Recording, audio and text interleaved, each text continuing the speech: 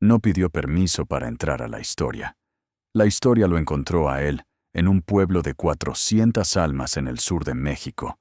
en el calor húmedo de Morelos, donde la caña de azúcar crecía con tanta fuerza que parecía que la tierra misma estaba del lado de las haciendas que la explotaban y no de los campesinos que la trabajaban. Lo encontró con 30 años, con una reputación que se construía sola en los mercados y en los caminos del estado, con una manera de montar que los que lo vieron describieron siempre con el mismo asombro, y con una vida personal que la historia oficial decidió muy pronto que era mejor no contar con demasiado detalle, porque los héroes nacionales no tienen vida privada. Los héroes nacionales tienen frases y fechas y batallas, tienen símbolos, tienen murales donde la mirada siempre está fija en el horizonte, y el bigote siempre está perfectamente recortado, y nunca, nunca hay una mujer que no sea la patria, ni un hijo que no haya sido concebido en circunstancias que requieran explicación. Emiliano Zapata tuvo todo eso. Tuvo mujeres que amó con la intensidad específica de los hombres que aman, como hacen todas las demás cosas, completamente, sin medias tintas, con la misma entrega que ponía en el caballo, y en la guerra, y en la defensa de las tierras de los pueblos de Morelos. Tuvo hijos de más de una mujer, y los reconoció con una consecuencia que en su tiempo y en su clase era más honesta de lo que el juicio posterior ha tendido a reconocer. Tuvo amigos que murieron por él y por lo que él representaba. Tuvo enemigos que lo odiaron con la intensidad que se reserva para los que no se pueden comprar. Tuvo momentos de duda, casi con certeza, aunque nadie que lo conoció lo describió usando esa palabra, porque los hombres de su generación llamaban a esas cosas con otros nombres, o simplemente no las nombraban en voz alta, porque nombrarlas era admitir que existían, y admitir que existían podía ser interpretado como debilidad por los que esperaban esa debilidad para actuar. Y tuvo, sobre todo, una claridad sobre lo que era suyo y lo que le habían quitado, que funcionó como el eje alrededor del cual todo lo demás en su vida giró con la consistencia de las convicciones, que no necesitan ser revisadas, porque han sido construidas sobre la experiencia directa y no sobre la teoría. La tierra. No la tierra en abstracto, no el concepto jurídico, ni el principio político, ni el símbolo de la revolución que vendría. La tierra específica de Anenecuilco, el municipio de Ayala, el estado de Morelos, los campos con nombres propios que su padre le había señalado desde niño y que sus abuelos habían trabajado antes de que los abogados de las haciendas llegaran con papeles más modernos y jueces más accesibles para la gente con dinero suficiente para pagarlos. Esa tierra concreta, esa injusticia específica,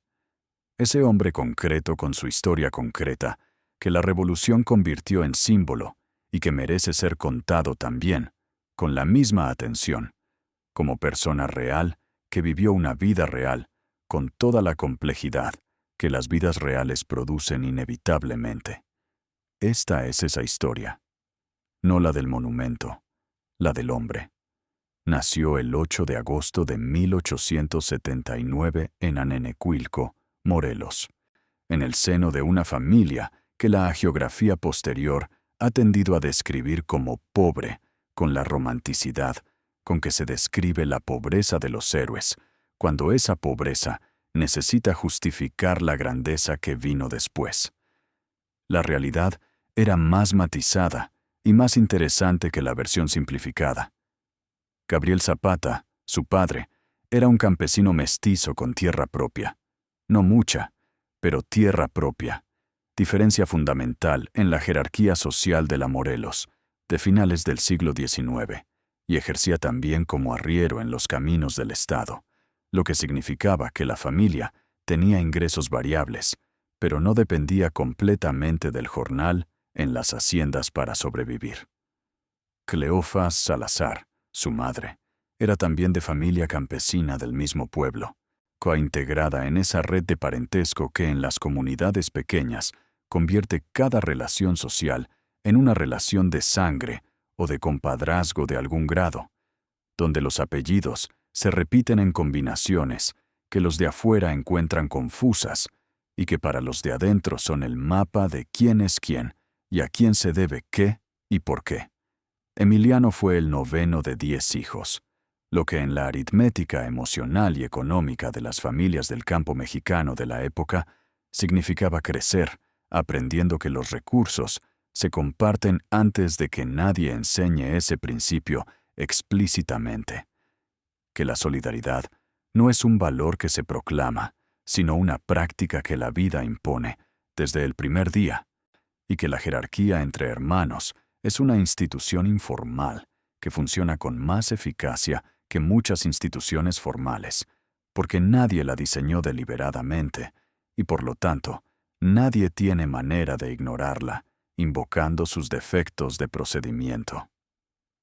Lo que distinguió a Emiliano de sus hermanos desde temprano no era ninguna cualidad profética que la leyenda podría inventar con facilidad,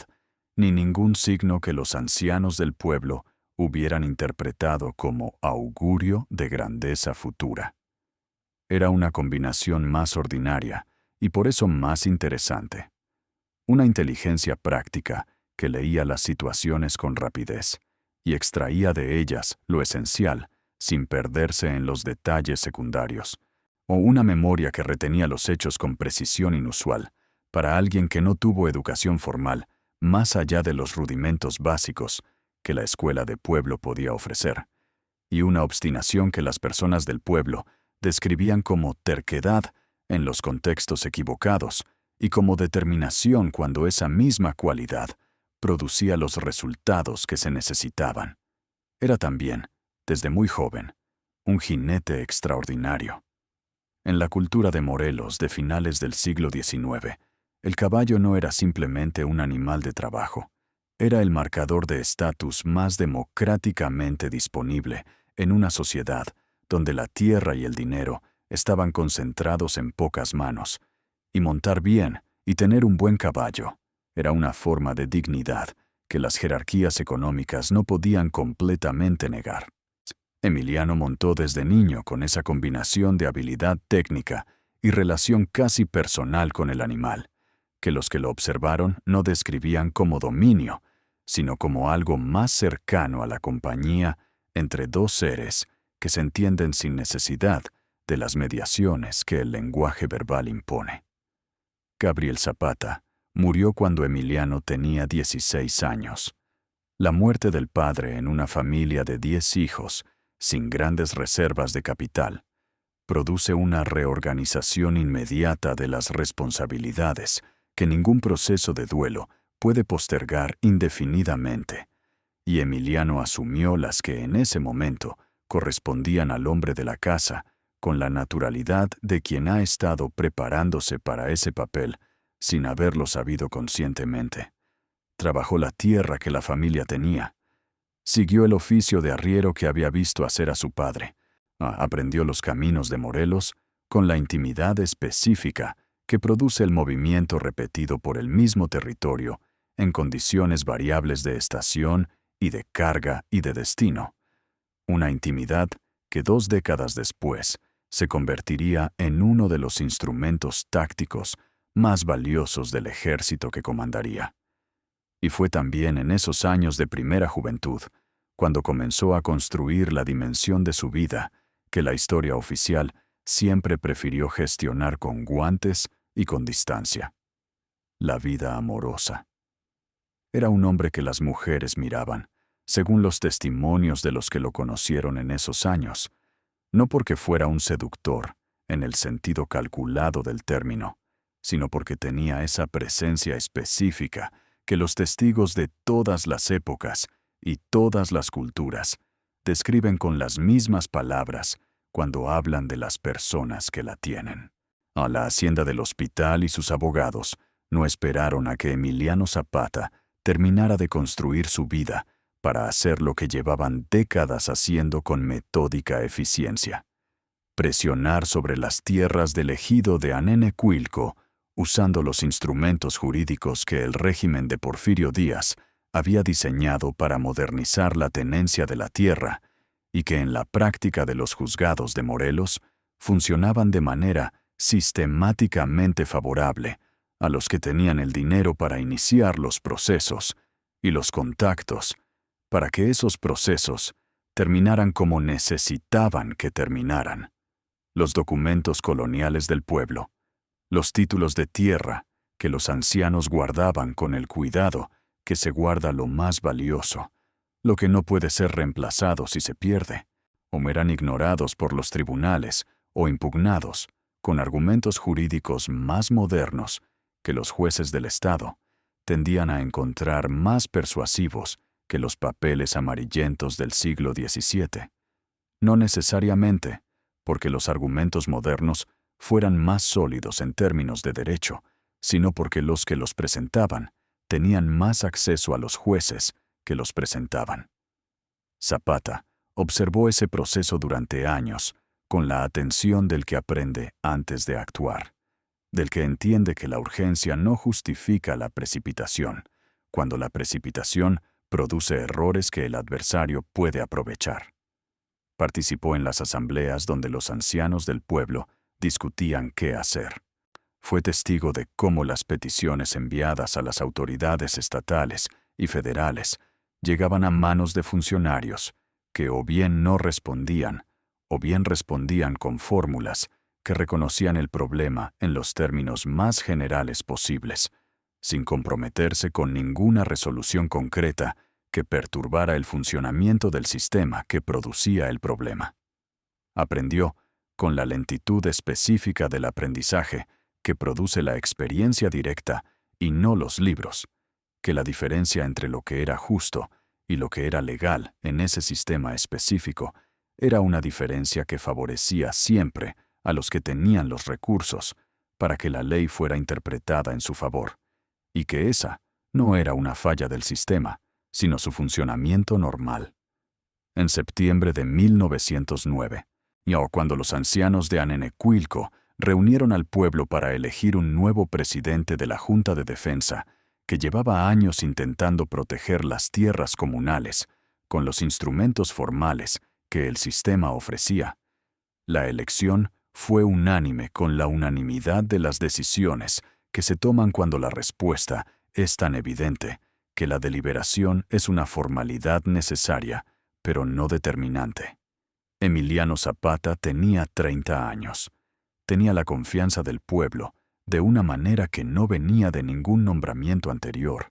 sino de décadas de ser la persona a quien la gente miraba cuando necesitaba que alguien supiera qué hacer y lo hiciera. Ese tipo de liderazgo no puede ser conferido por ninguna institución, porque ya existe antes de que ninguna institución lo reconozca. Lo primero que hizo con ese reconocimiento fue lo más práctico y lo más instructivo: estudiar los documentos con la minuciosidad de quien sabe que el detalle importa, cuando el adversario usa los detalles como armas. Pasó semanas revisando los títulos coloniales del pueblo, los expedientes de los juicios que las haciendas habían iniciado y ganado, la correspondencia que los presidentes anteriores de la Junta habían mantenido con autoridades que habían respondido con comprensión verbal y con inacción práctica durante años. Cuando terminó tenía un mapa mental de exactamente qué tierras habían sido, de quién, cuándo habían sido tomadas, con qué argumentos jurídicos, qué documentos probaban que esos argumentos eran fraudulentos, aunque los jueces los hubieran aceptado, y qué pasos habían sido intentados para revertirlos sin resultado. Fue en mayo de 1910, mientras Francisco Madero publicaba su Plan de San Luis Potosí, convocando al pueblo mexicano a levantarse en armas el 20 de noviembre, Zapata tomó la decisión que transformó la naturaleza del conflicto. Distribuyó las tierras en disputa entre los campesinos de Anenecuilco y de Villa de Ayala para que las sembraran. No como protesta simbólica, no como declaración de principios abstractos, sino porque esas tierras necesitaban ser sembradas, y eran de los que las iban a sembrar. Y porque el hecho consumado tiene una fuerza que los procesos jurídicos tardíos tienen dificultades para deshacer sin costo político que las autoridades frecuentemente prefieren evitar. Las tierras fueron sembradas. Los hombres que las sembraron estaban armados con lo que tenían, o que no era mucho, pero era suficiente para que la ecuación de la intervención forzada resultara menos simple de lo que la Hacienda esperaba. Fue el primer acto militar de Emiliano Zapata, meses antes de que nadie lo llamara general. El levantamiento formal del 10 de marzo de 1911, con el que Zapata se sumó al movimiento maderista con un grupo inicial de 80 hombres en Morelos, fue el resultado lógico de ese proceso, y no el gesto dramático de impulsividad que las narrativas románticas de la Revolución tienden a preferir. Zapata había esperado, había negociado, había intentado las vías formales, con una persistencia que solo puede venir de quien entiende que esas vías tienen que ser agotadas antes de que el abandono de ellas sea completamente legítimo ante los que van a pagar el precio de ese abandono.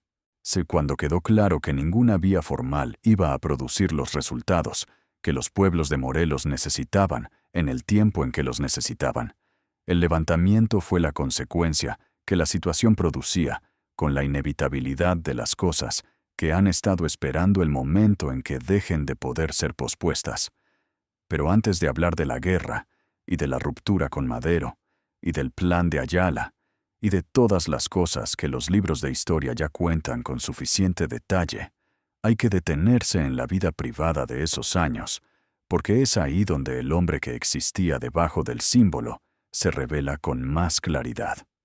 Josefa Espejo entró en la vida formal de Zapata en 1911, en el matrimonio civil que se celebró en agosto de ese año, de cuando la caída de Díaz ya había ocurrido y el movimiento maderista tenía el poder que Madero intentaba convertir en gobierno. Era una mujer de familia relativamente acomodada de Ayala, con educación, con una compostura que los que la conocieron describían consistentemente como digna sin ser rígida. Su matrimonio con Zapata fue real en el sentido de que produjo hijos y duró,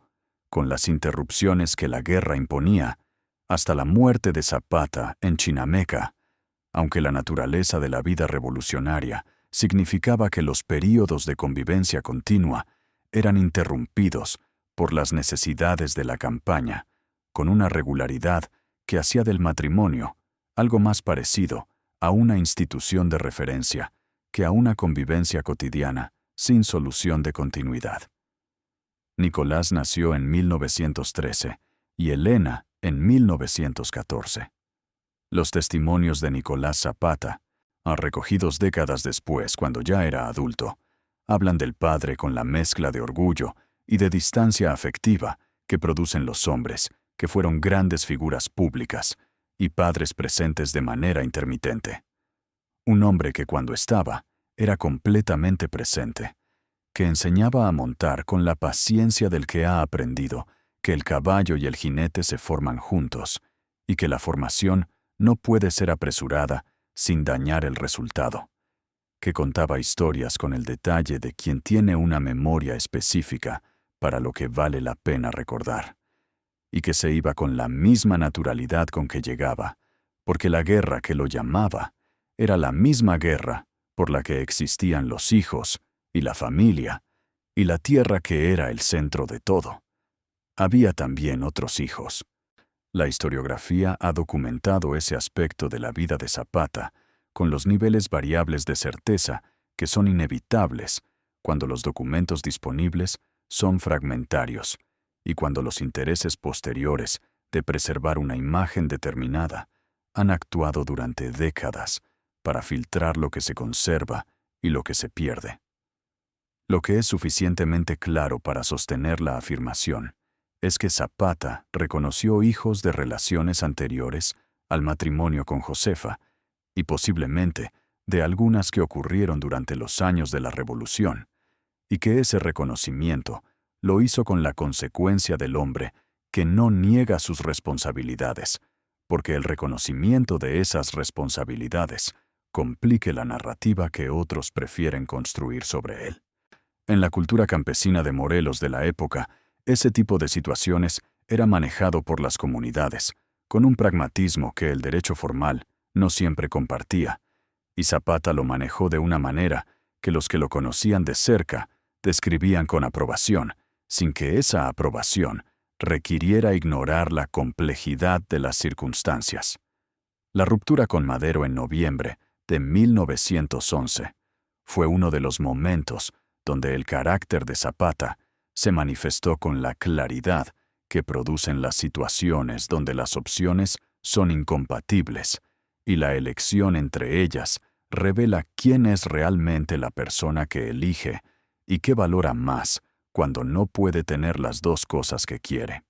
Madero llegó a Morelos en agosto de 1911 para pedir a Zapata que desarmara a sus hombres y esperara que los procesos legales resolvieran la cuestión de la tierra con la paciencia que las instituciones democráticas recién establecidas requerían.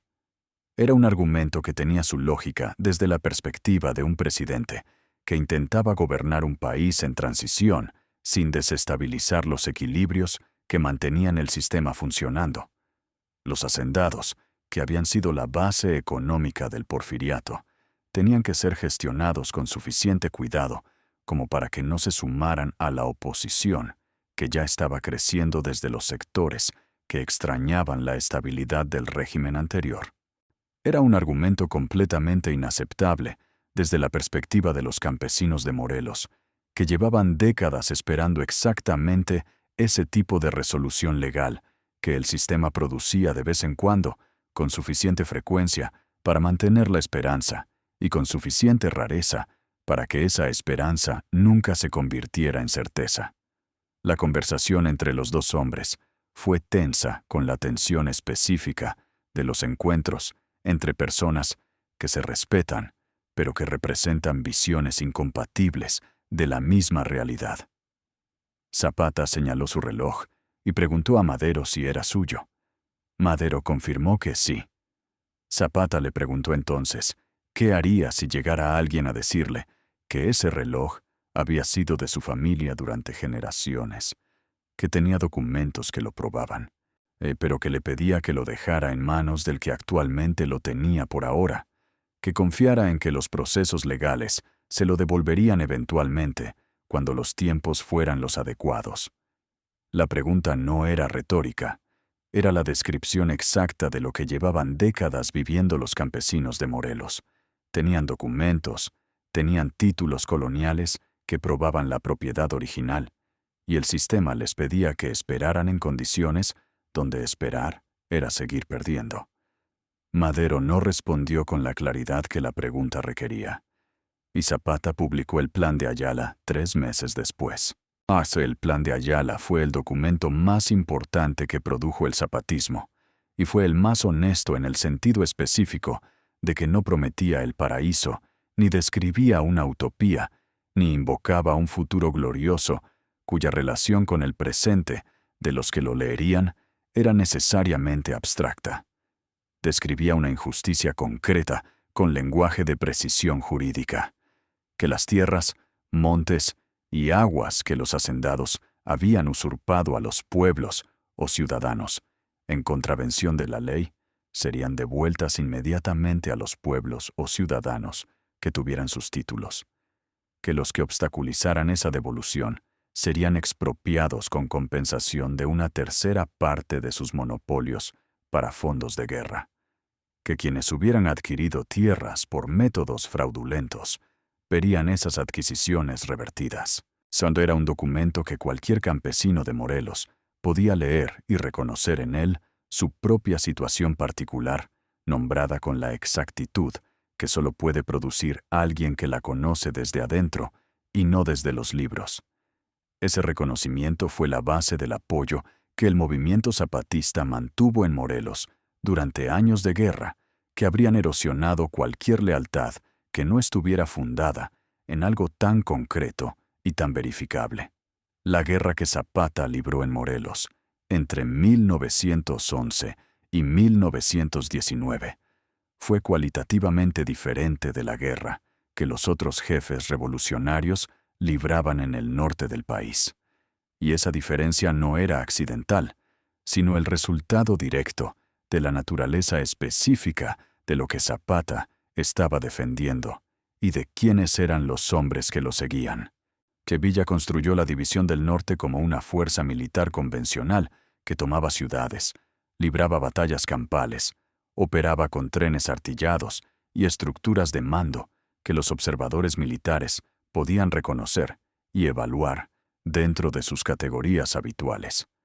Era un ejército de movimiento, formado por hombres que venían de múltiples lugares y que seguían a Villa por lealtad personal y por la promesa de que la revolución cambiaría las condiciones que habían hecho sus vidas difíciles. El Ejército Libertador del Sur era otra cosa. Era fundamentalmente una comunidad en armas. Campesinos que peleaban en y por su propia tierra, que conocían cada barranca y cada vereda de Morelos, con la intimidad de quien ha nacido y crecido en ese territorio específico, y que cuando la presión militar era excesiva, podían disolver sus formaciones y volver a ser lo que eran entre batalla y batalla. Labradores, arrieros, trabajadores de las haciendas, personas cuya condición de combatientes era indistinguible para los ojos de los soldados federales que intentaban identificarlos entre la población civil. Gildardo Magaña, que fue secretario de Zapata durante años y que convivió con él en el cuartel general de Tlaltizapán durante los períodos de mayor control zapatista sobre Morelos, dejó descripciones de la vida cotidiana de Zapata, que son algunos de los documentos más valiosos que existen para entender al hombre debajo del símbolo. Describe a Zapata levantándose antes del amanecer para revisar personalmente el estado de los caballos del cuartel, desayunando con los hombres sin la separación jerárquica que otros comandantes de su nivel mantenían con sus subordinados como señal de rango, recibiendo a los emisarios de los pueblos que llegaban con sus problemas concretos y urgentes, con la paciencia del que entiende que esos problemas domésticos son exactamente la razón por la que existe la revolución que él comanda, y no distracciones de esa revolución. Describe también al Zapata de las noches del campamento, el que en las conversaciones que seguían a la cena hablaba de caballos con el conocimiento y el amor del jinete, que ha hecho del caballo una extensión de sí mismo, identificando por el nombre y el carácter de cada animal específico las cualidades que lo hacían valioso para los distintos tipos de terreno y de situación que la guerra en Morelos producía. Hablaba de Anenecuilco con la nostalgia específica de quien sabe que lo que recuerda ya no existe de la misma manera, que los años de guerra han cambiado el pueblo de una manera que el regreso, si llegaba,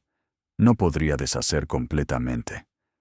Hacía preguntas sobre lo que ocurría en otras partes del país con la curiosidad del hombre que entiende que su lucha es parte de algo más grande, aunque ese algo más grande sea difícil de ver completamente desde el interior de la Sierra de Morelos en una noche de campaña. Era, según Magaña, un hombre que sabía escuchar con una atención real, que los que hablaban con él notaban y apreciaban, porque la atención real es más escasa de lo que la gente que no ha tenido poder extenso suele creer. El periodo entre 1914 y 1916 fue el momento de mayor poder político del movimiento zapatista y simultáneamente el periodo donde las limitaciones estructurales de ese movimiento se volvieron más evidentes para los observadores con suficiente distancia para verlas con claridad. La Convención de Aguascalientes de octubre de 1914 representó el intento más serio de construir un programa revolucionario consensuado entre las distintas facciones que compartían el rechazo a Huerta, pero que divergían en la visión de qué debía construirse después. Los delegados zapatistas llegaron con el Plan de Ayala y con la exigencia de que fuera adoptado como programa de la convención. No era una posición negociable en sus principios, lo que hacía difícil el acuerdo con los que esos principios amenazaban. Pero era la única posición que Zapata podía sostener con coherencia ante los campesinos de Morelos, que habían decidido seguirlo sobre la base de que lo que se había prometido se cumpliría. La ocupación de la Ciudad de México por las fuerzas zapatistas y villistas en diciembre de 1914 fue el momento donde Zapata llegó más cerca físicamente de la capital del país, que había combatido durante años. La famosa fotografía con Villa en las sillas del Palacio Nacional es el registro visual de ese momento, pero también el registro de algo que los que conocían bien a Zapata describieron de maneras que coinciden en lo esencial, que estaba incómodo con una incomodidad que no era timidez, sino la expresión del hombre que sabe que ese no es su lugar, que su lugar era Morelos, que estar en la Ciudad de México era estar fuera de donde todo lo que verdaderamente importaba para él estaba ocurriendo. Y regresó a Morelos. Siempre regresó a Morelos. En los territorios que el movimiento zapatista controlaba durante ese periodo, Zapata implementó directamente las reformas que el Plan de Ayala había prometido. Las tierras que las haciendas habían tomado fueron devueltas a los pueblos. El agua fue redistribuida según los derechos que los documentos coloniales establecían. Los títulos comunales que los ancianos habían guardado durante generaciones fueron reconocidos como los documentos válidos que siempre habían sido, contra toda la jurisprudencia porfiriana que los había ignorado sistemáticamente. Los pueblos de Morelos sembraron en tierras que eran suyas, sin que nadie pudiera llegar con argumentos jurídicos a decirles que estaban equivocados. Y esa experiencia concreta de poseer y trabajar la propia tierra fue la demostración más poderosa posible de que lo que el Plan de Ayala prometía era realizable, y no solo un programa político abstracto, diseñado para ganar adherentes sin intención de implementarse. Zapata supervisó esas distribuciones con la atención del administrador, que entiende que los detalles determinan si las reformas funcionan o si producen nuevos conflictos que debilitan lo que se intenta construir. Consultó con los ancianos de los pueblos que recordaban los límites originales de las parcelas. Medió en los conflictos que inevitablemente surgían cuando se redistribuían recursos escasos entre personas, con reclamos parcialmente superpuestos y memorias de los linderos que no siempre coincidían. Era el trabajo administrativo de la revolución, menos visible y menos dramático que las batallas, pero igualmente esencial para que lo que se había prometido tuviera realidad concreta en la vida de las personas que habían esperado que llegara durante tanto tiempo. La derrota militar de 1916 fue el periodo más oscuro de la guerra zapatista y también el más oscuro de la vida personal de Zapata, en el sentido en que la guerra se hizo más directamente presente en su entorno inmediato, de una manera que los años anteriores habían logrado en alguna medida mantener a una distancia relativa. El general Pablo González llevó a Morelos una estrategia que los militares llaman de tierra arrasada, y que en la realidad del Estado de 1916 significó la destrucción deliberada de las cosechas, el asesinato o el desplazamiento de los civiles, que sostenían a las guerrillas zapatistas, con alimentos y con información, y con el apoyo silencioso de quien no combate, pero hace posible que los que combaten continúen haciéndolo, y la quema sistemática de los pueblos que habían sido el corazón político y social del movimiento durante los 5 años anteriores. Anenecuilco fue quemada. Ayala fue quemada. Tlaltizapán, donde Zapata había tenido su cuartel general durante los años del gobierno zapatista de Morelos, fue ocupada y sus habitantes desplazados. Lo que había sido el territorio donde la reforma agraria zapatista se había implementado de manera más concreta y más visible, quedó reducido a un escenario de destrucción que los testimonios de los que lo recorrieron en ese periodo describían con la economía verbal de quien ha visto demasiado para usar adjetivos. Zapata se retiró a las sierras con los guerrilleros que quedaban. Josefa y los niños vivieron durante ese periodo en movimiento constante entre los refugios que la red zapatista podía ofrecer en las montañas de Morelos y de los estados vecinos. Los testimonios de Nicolás Zapata, recogidos décadas después, hablan de ese periodo con la precisión de los recuerdos de infancia que fijan los detalles concretos más que los marcos históricos. El olor de los campamentos nocturnos, o la forma en que los adultos a su alrededor hablaban cuando creían que los niños no escuchaban, la sensación específica de moverse de noche por caminos que su padre conocía en la oscuridad, de una manera que a Nicolás le parecía sobrenatural y que era simplemente el resultado de haberlos recorrido durante décadas en condiciones que hacían de ese conocimiento una cuestión de supervivencia.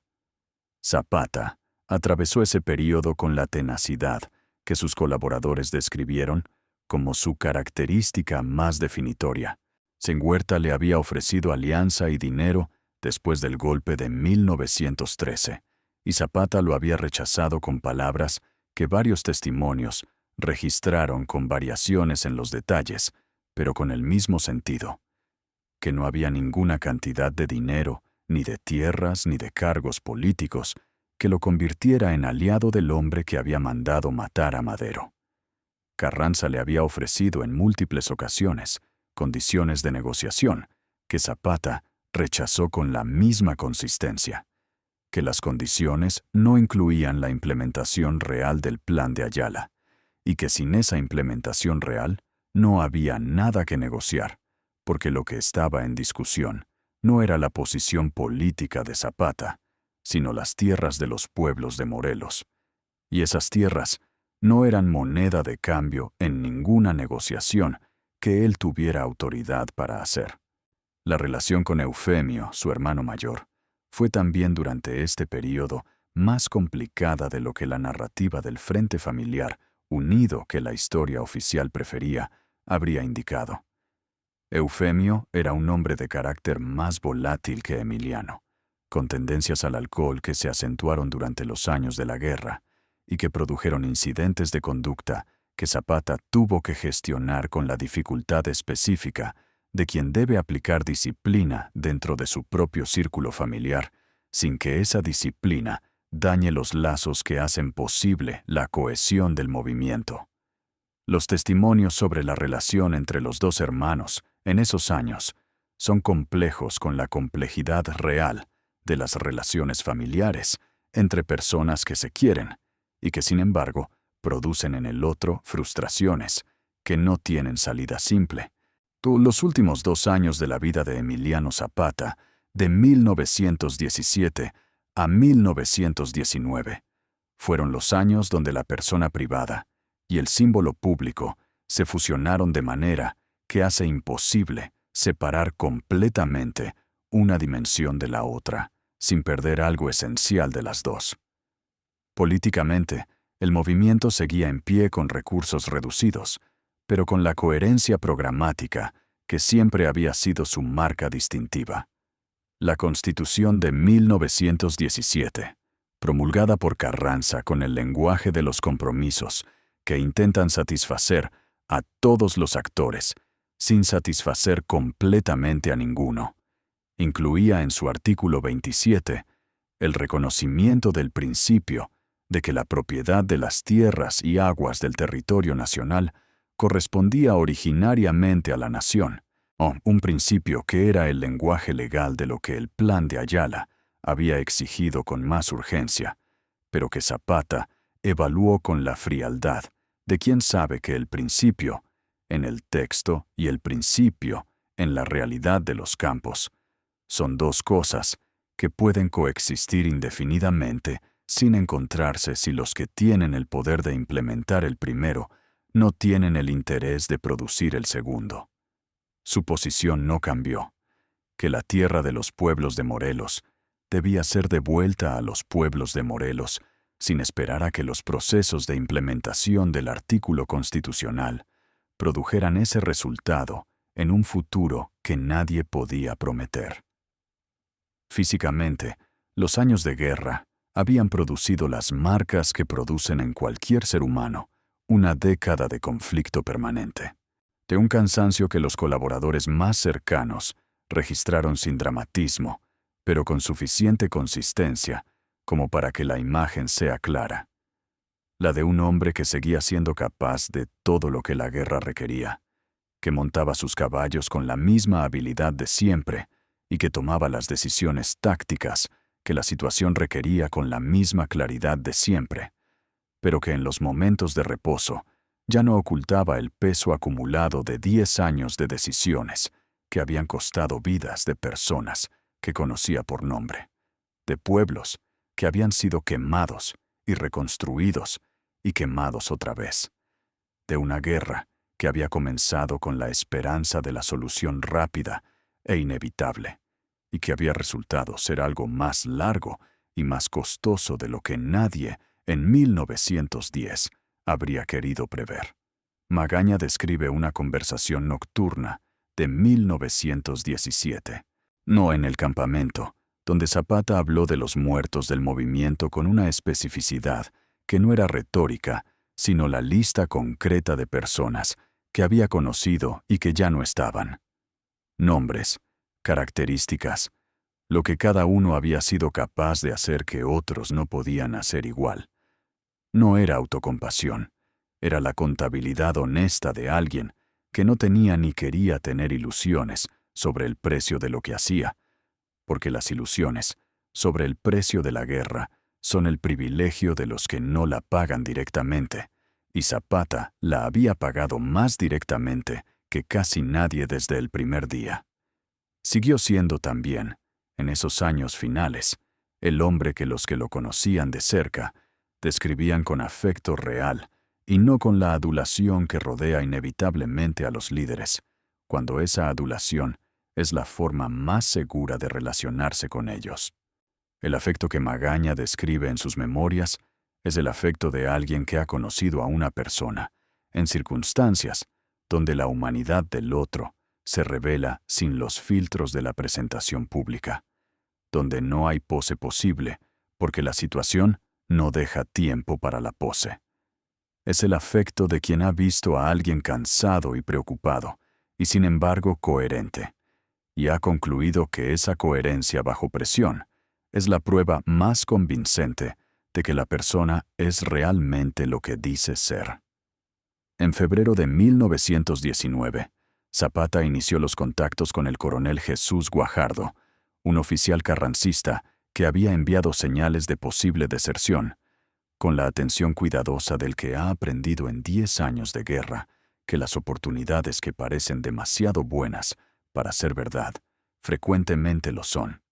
pero que también ha aprendido que rechazar sistemáticamente esas oportunidades sin análisis es condenar al movimiento a una parálisis que el adversario aprovecharía con eficiencia. Guajardo era el tipo de figura que en las guerras civiles aparece con suficiente regularidad como para que su aparición no sea en sí misma sospechosa. Un oficial del ejército oponente que tiene conflictos con sus superiores, que ha enviado señales de descontento que pueden ser genuinas o pueden ser fabricadas para crear exactamente la impresión que crean, y que ofrece la posibilidad de sumar no solo a un hombre, sino a los hombres, las armas y el conocimiento del ejército contrario que ese hombre controla. Para el movimiento zapatista en 1919, con los recursos reducidos que años de guerra de desgaste habían producido, la incorporación de un comandante con sus fuerzas era una oportunidad que no podía ser ignorada sin análisis. Los historiadores que han estudiado el período han analizado por qué Zapata no reconoció la trampa con la misma claridad con que parece obvia en retrospectiva, y la respuesta más honesta es que la trampa fue construida con una inversión de recursos que la hacía difícil de distinguir de una deserción genuina. Guajardo Atacó a sus propios soldados con sus hombres,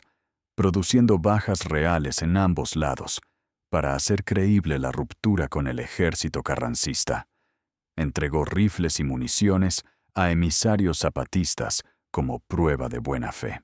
y construyó el escenario con suficiente detalle como para que el escrutinio razonable no encontrara las evidencias que habrían alertado a un observador, con menos razones, para querer que la oportunidad fuera real.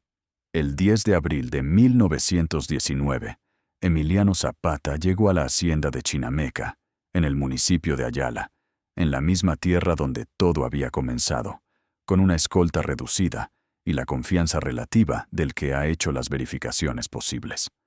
La hacienda estaba preparada. Flores en la entrada, guardia de honor formada, música, el protocolo de quien recibe a un aliado importante. Zapata cruzó el umbral. El clarín tocó 3 veces. Los 200 hombres de Guajardo formados como guardia de honor abrieron fuego simultáneamente. Tenía 39 años. Tom había dedicado 10 de ellos a una guerra que comenzó con la distribución de las tierras de Anenecuilco en mayo de 1910, que produjo el Plan de Ayala, con su lenguaje de precisión sobre lo que se reclamaba y por qué, que implementó durante los años del gobierno zapatista de Morelos la reforma agraria real que décadas de peticiones no habían logrado, y que continuaba cuando murió, reducida en escala, pero no en coherencia, con los principios que la habían iniciado intactos. El gobierno de Carranza expuso el cadáver en Cuautla para que la muerte fuera verificable, que no quedara espacio para la duda que alimenta las leyendas de los que desaparecen. Los campesinos de Morelos hicieron fila para ver el cuerpo y guardaron silencio. Ese silencio no era resignación. Josefa Espejo sobrevivió a su marido durante décadas, criando a Nicolás y a Elena en las condiciones complejas del período posrevolucionario, donde ser la viuda de Zapata era simultáneamente una distinción pública y una posición que el Estado naciente necesitaba gestionar de una manera que la herencia del movimiento zapatista fuera administrable, sin amenazar el orden que ese mismo Estado estaba construyendo sobre las ruinas de la revolución. Lo hizo con la dignidad callada de quien ha sobrevivido cosas que la mayor parte de las personas no puede imaginar, y ha decidido que la dignidad es el único bien que nadie puede quitarle, independientemente de lo que haga con todo lo demás. Nicolás Zapata, el hijo mayor, heredó del padre la relación con la tierra de Morelos y dedicó parte de su vida adulta a defender los derechos de los campesinos de la región, con las herramientas legales y políticas que el período posrevolucionario ofrecía, que eran diferentes de las que su padre había usado, pero que perseguían fines que no eran completamente diferentes de los que el Plan de Ayala había articulado. Elena también sobrevivió a su padre durante muchos años, siendo una de las voces que en las décadas siguientes reclamaron que la historia de su padre fuera contada con la complejidad que merecía, y no solo con la monumentalidad que la utilidad política del símbolo requería. La reforma agraria que el Plan de Ayala había exigido con urgencia en 1911 llegó con Lázaro Cárdenas en los años 30, 2 décadas después de la publicación del plan y 15 años después de la muerte de Zapata. Fue el reconocimiento tardío de que Zapata había tenido razón en lo fundamental,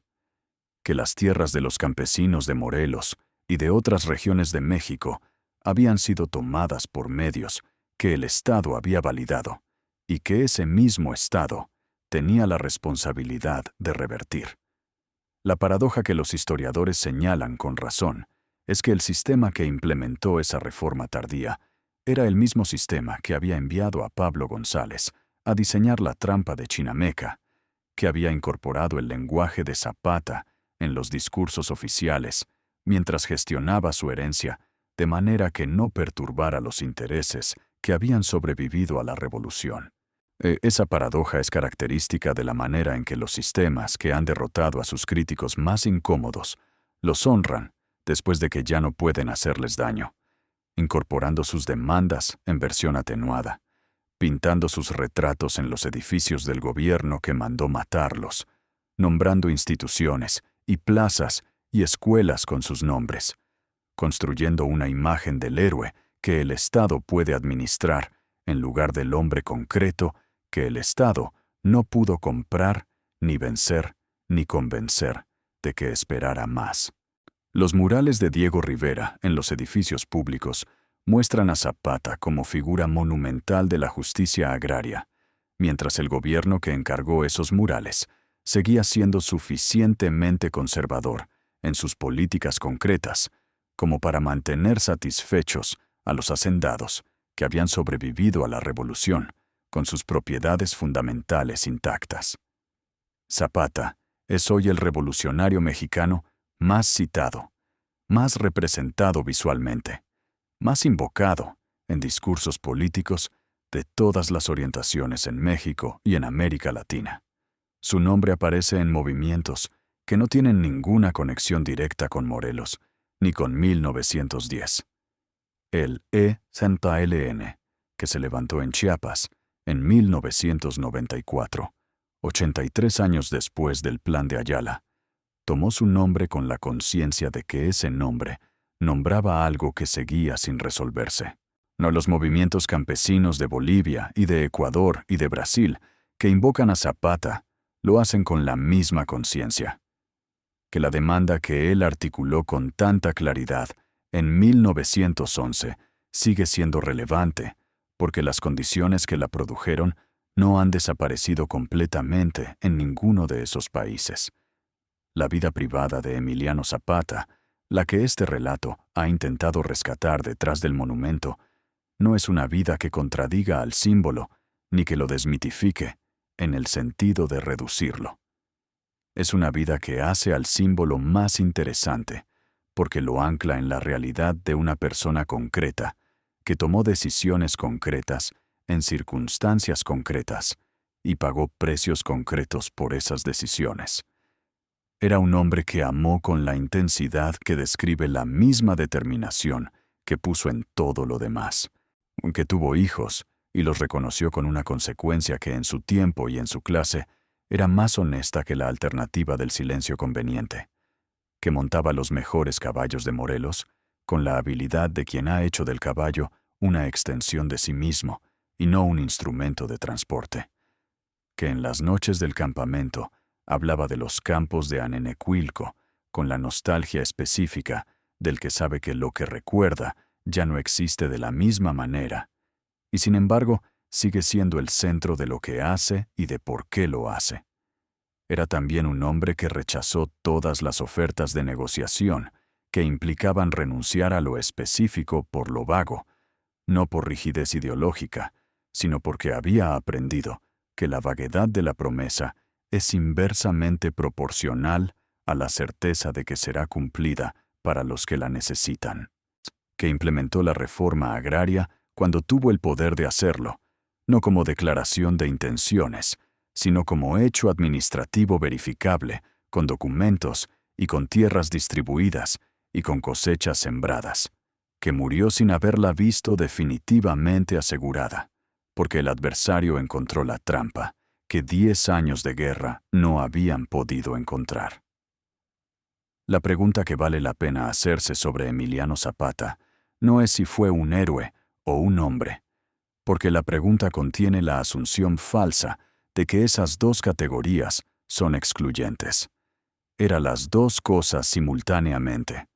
Como son las dos cosas simultáneamente, todos los seres humanos que tienen suficiente carácter para actuar con consecuencia en las circunstancias que les corresponde vivir.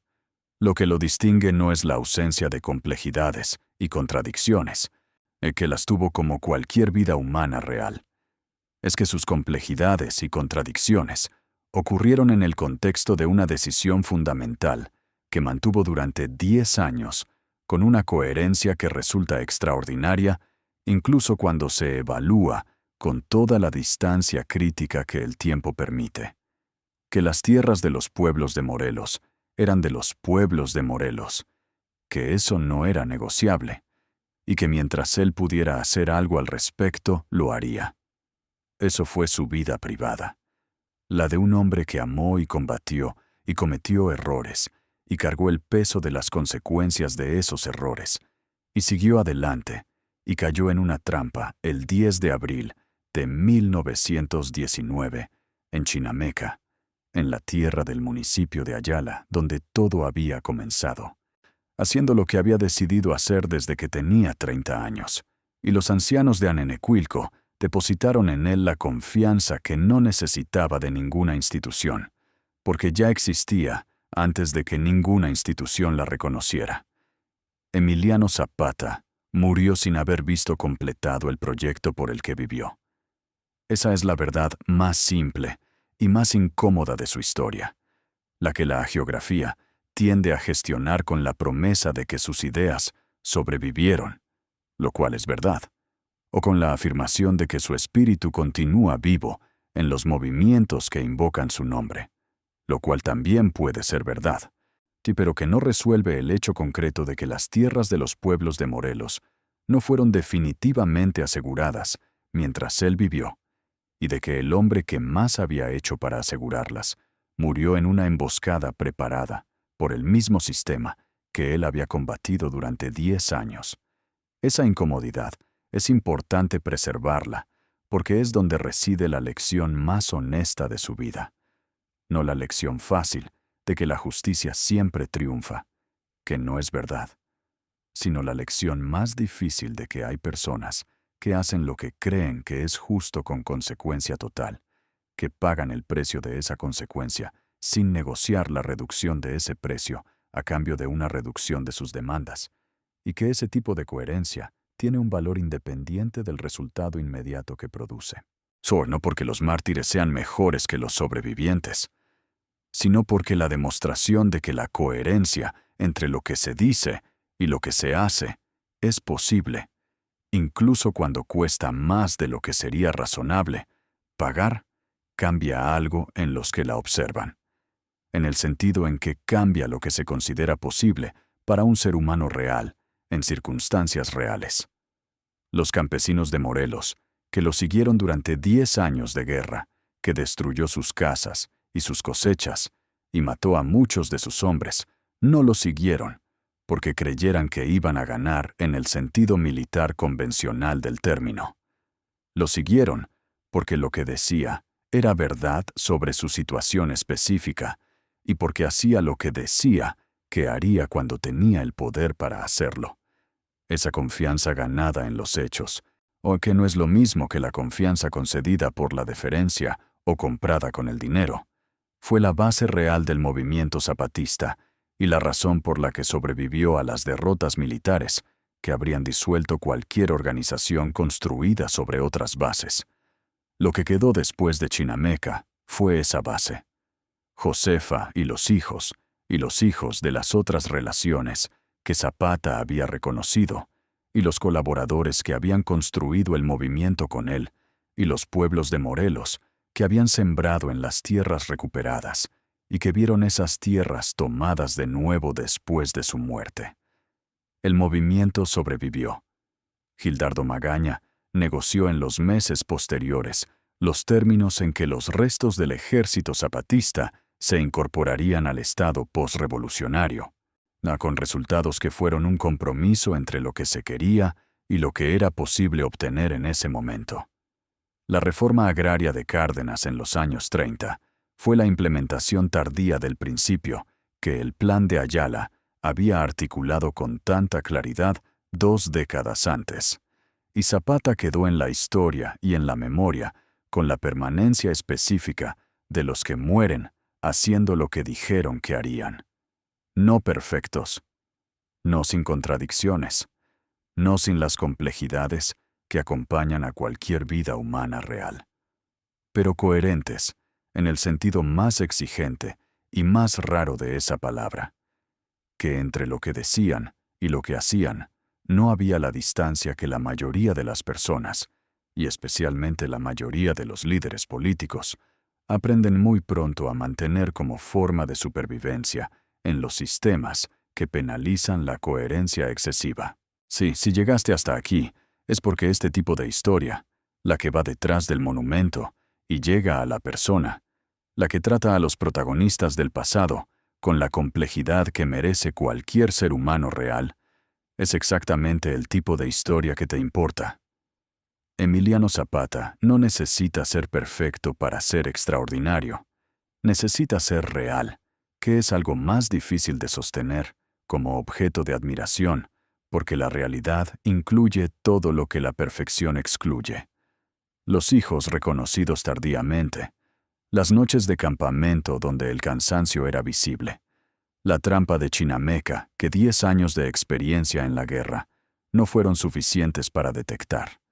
los errores de cálculo que cualquier décima de vida dedicada a una causa tan larga inevitablemente produce. Pero la realidad incluye también todo lo que hace su figura verdaderamente notable. La distribución de las tierras de Anenecuilco en mayo de 1910, antes de que nadie le pidiera que lo hiciera, y asumiendo los riesgos que ese acto implicaba. El plan de Ayala, con su lenguaje de precisión, que nombraba la injusticia con la exactitud de quien la conoce desde adentro. La implementación concreta de la reforma agraria en Morelos durante los años del gobierno zapatista,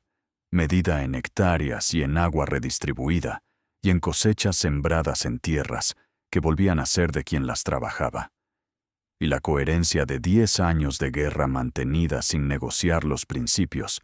a cambio de ninguna de las ofertas que el adversario presentó, con la certeza de que toda resistencia tiene un precio que el adversario puede pagar si lo busca con suficiente paciencia. O no, esa persona concreta, con todo lo que la hace compleja y todo lo que la hace extraordinaria, es la que merece ser recordada.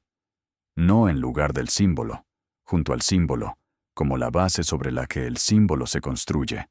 para que el símbolo tenga raíces en algo real y no flote en el espacio de las abstracciones, que pueden ser llenadas con cualquier contenido que quien las invoca necesite en ese momento. Este canal existe para contar ese tipo de historia, la que va a los hechos concretos y a las personas reales y a las circunstancias específicas, sin simplificaciones que hagan la historia más cómoda a costa de hacerla menos verdadera. Suscríbete ahora, activa la campana para no perderte ningún video, y mientras esperas el próximo, te dejamos uno que ya está publicado y que te va a resultar igual de imposible de pausar. Te lo dejamos en pantalla. Nos vemos allá. Hay un episodio de la vida de Zapata que los biógrafos mencionan, pero que rara vez recibe la atención que merece, porque no encaja fácilmente en ninguna de las categorías con que la historia tiende a organizar a sus protagonistas. En 1908, 2 años antes de levantarse en armas, Zapata fue incorporado al servicio militar obligatorio del ejército porfiriano y fue destinado como asistente del general Pablo Escandón en las cuadras de caballos de la Ciudad de México. Duró 4 meses. Regresó a Morelos con el permiso de su superior, que se lo concedió posiblemente porque el jinete de Anenecuilco había demostrado con los caballos del ejército la misma habilidad que demostraba con los suyos en casa. Y posiblemente también porque alguien con suficiente perspicacia para leer a las personas vio en ese joven campesino de Morelos algo que no convenía tener demasiado cerca durante demasiado tiempo. Lo que Zapata vio durante esos 4 meses en Ciudad de México nunca fue completamente documentado en sus propias palabras, porque no era un hombre dado a los memoirs ni a las reflexiones escritas sobre su propia experiencia.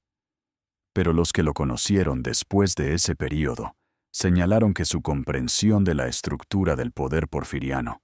de cómo funcionaba la jerarquía militar, de qué tipos de hombres llegaban, a qué posiciones y por qué razones, era más concreta y más precisa que la que cabría esperar de un arriero de Morelos sin más educación formal que la escuela de pueblo. La experiencia de haber estado adentro del sistema que combatiría, aunque fuera brevemente y en una posición subordinada, le había dado un conocimiento que los que solo lo combatían desde afuera no tenían. Ese conocimiento se manifestó en la precisión de su análisis político durante los años de la Revolución. Zapata entendía por qué las promesas de Madero no se cumplirían antes de que Madero demostrara que no las cumpliría.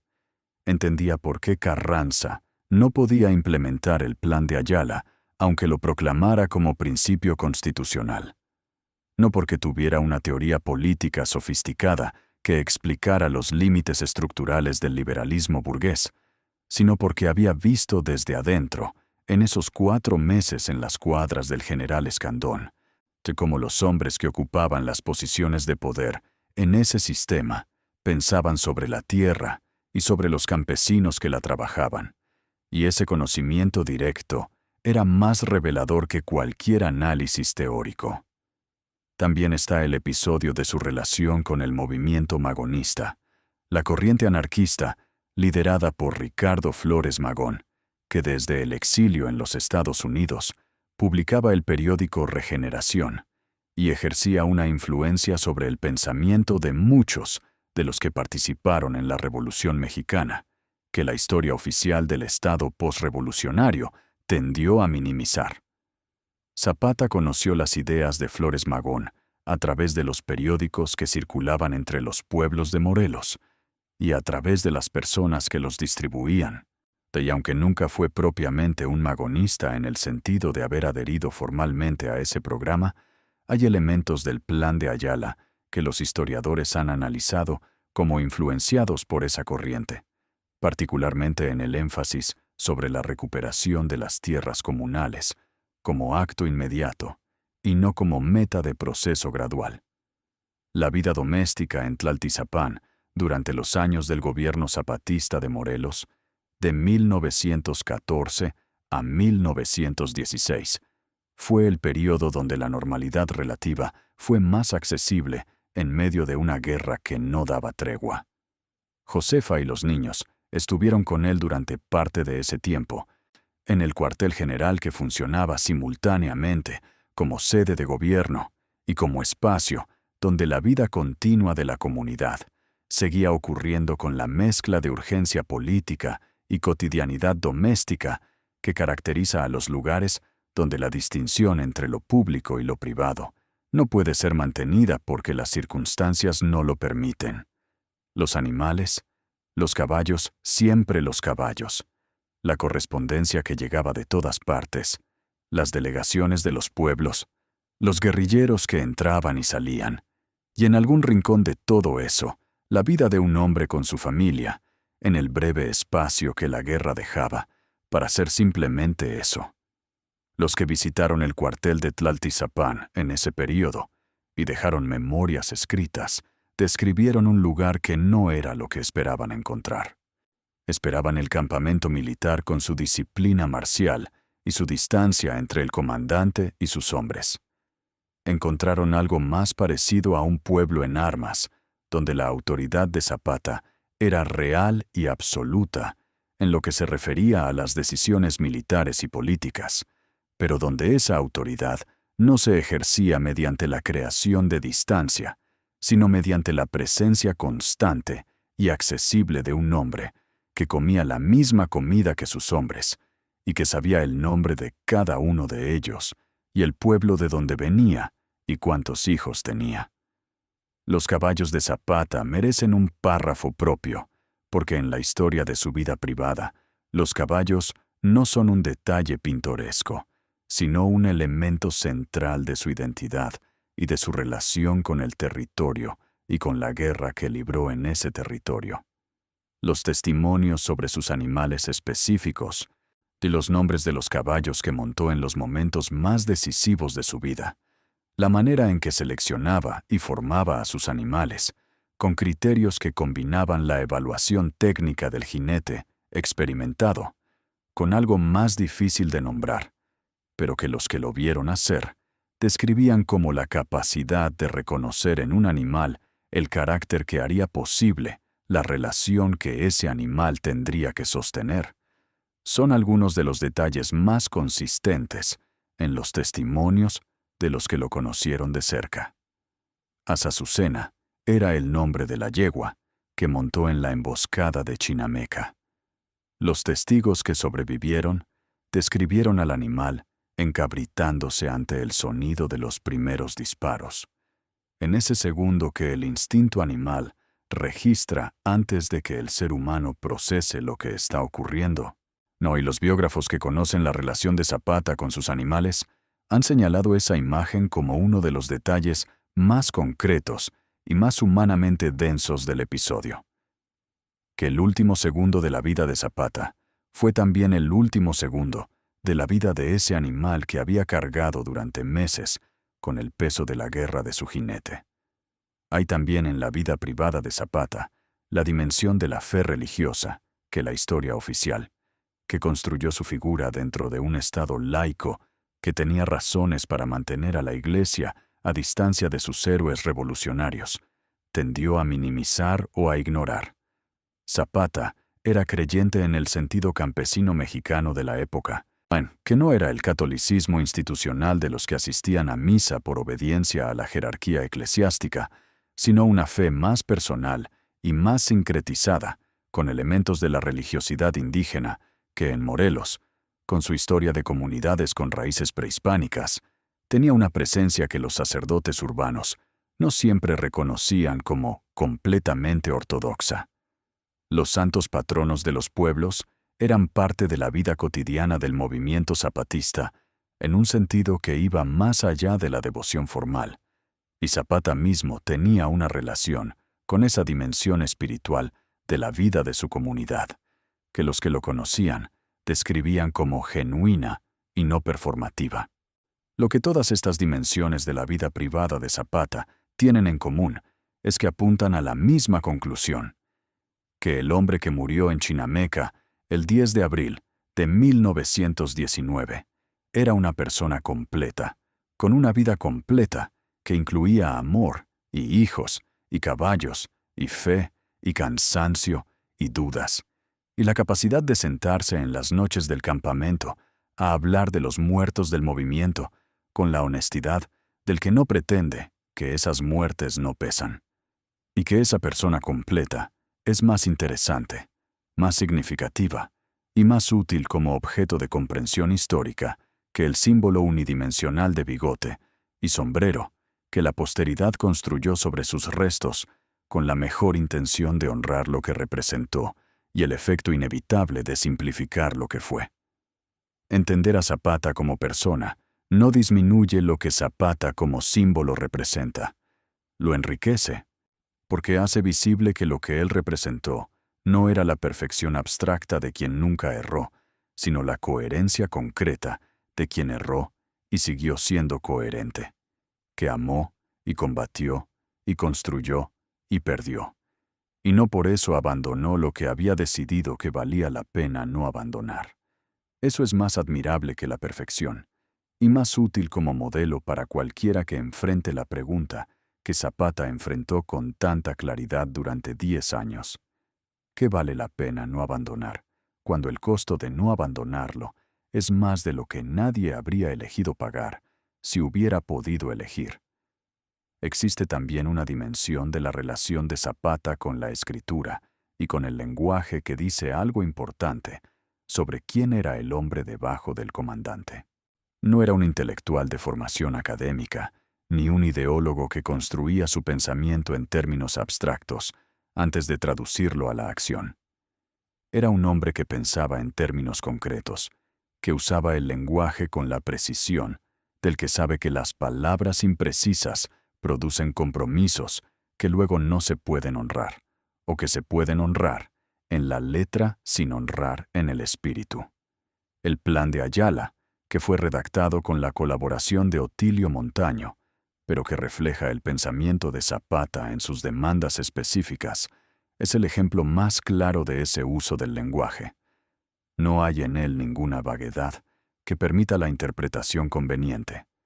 ninguna cláusula que un abogado hábil pueda leer de una manera que satisfaga la forma sin satisfacer el fondo. Con esa precisión en el lenguaje, era el resultado de la misma experiencia que había formado todo lo demás en él. Décadas de ver cómo las palabras imprecisas en los acuerdos, en las leyes, en las sentencias judiciales, eran sistemáticamente interpretadas de maneras que favorecían a los que tenían los recursos para controlar esa interpretación. Había aprendido, con la lentitud específica del aprendizaje, que viene de pagar el precio de las lecciones, y no de leerlas en los libros, que la única protección real contra la interpretación conveniente de las promesas era la especificidad que no dejaba espacio para la interpretación. Y hay finalmente, en la vida privada de Zapata, la dimensión de la amistad.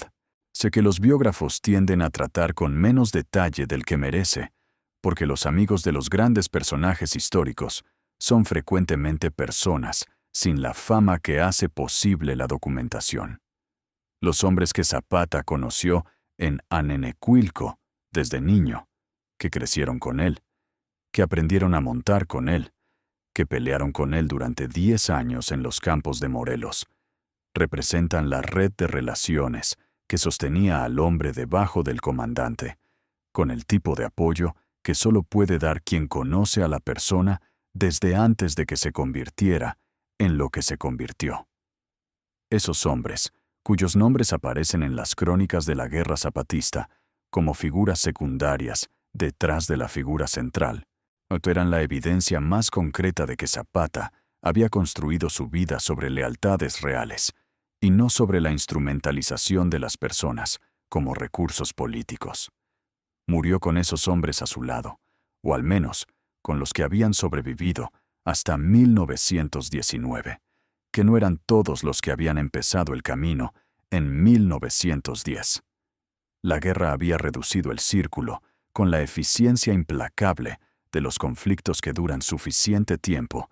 como para que la probabilidad de sobrevivir se convierta en una función del azar más que del mérito. Y los que quedaban llevaban en sus cuerpos y en sus memorias el peso acumulado de todo lo que había costado llegar hasta ese punto en abril de 1919,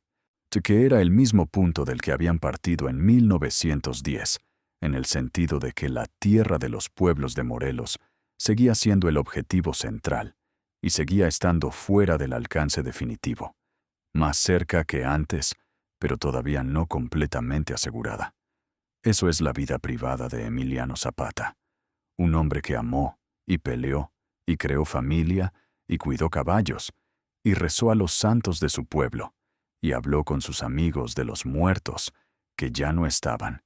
y siguió adelante, porque seguir adelante era lo único que correspondía hacer mientras quedara algo que hacer. Y que cayó un martes de abril en la hacienda de Chinameca, con la misma tierra bajo los pies que había tenido bajo los pies toda su vida. La tierra por la que murió. La tierra que sigue siendo la pregunta sin respuesta definitiva que él articuló con más claridad que nadie en su tiempo.